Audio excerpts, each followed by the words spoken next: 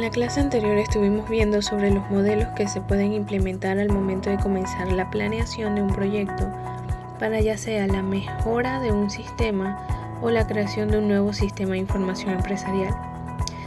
Ya sabemos que el método de ciclo de vida trabaja por medio de 6 fases: investigación preliminar, determinación de requerimientos, diseño del sistema, desarrollo de software, prueba del sistema, implantación y evaluación del sistema.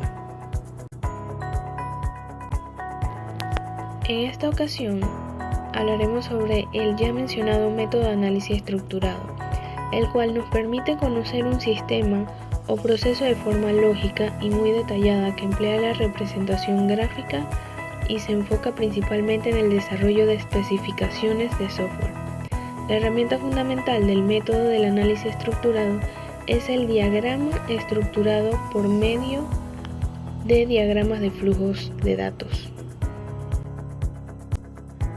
Ahora bien, ¿cuáles son las características de esta estrategia de flujo de datos?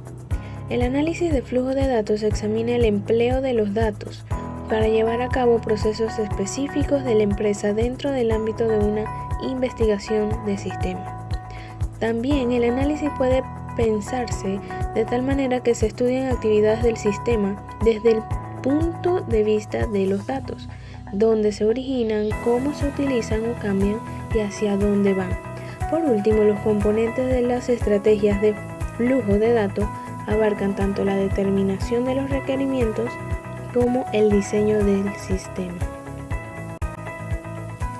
Ahora tomaremos el punto de las herramientas de la estrategia. En este caso utilizaremos una herramienta para diagramar flujos de datos. Esta herramienta gráfica se emplea para describir y analizar el movimiento de datos a través de un sistema, incluyendo procesos, lugares para almacenar datos y retrasos en el sistema. Y como todo diagrama tiene sus respectivos símbolos, los cuales son un proceso, flujo de datos, un terminador o agente externo y el almacenamiento de datos. Un proceso es un conjunto de tareas o acciones realizadas a partir de un flujo de datos de entrada para producir flujos de datos de salida.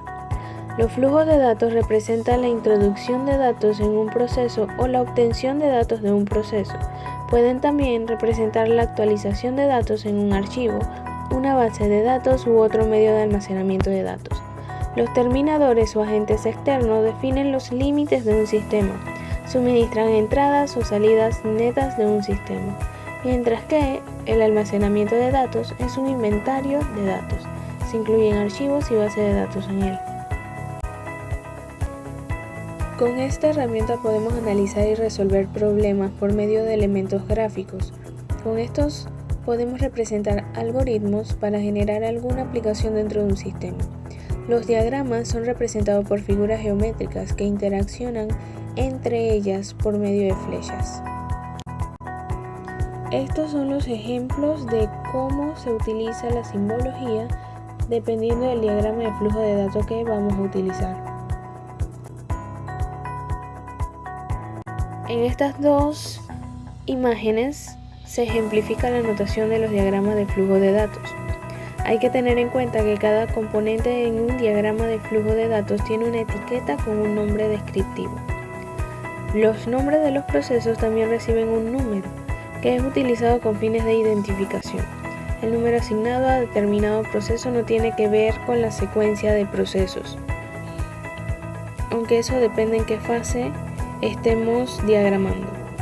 También sirve estrictamente para identificación y tiene un valor adicional cuando se estudian los componentes que integran un proceso específico.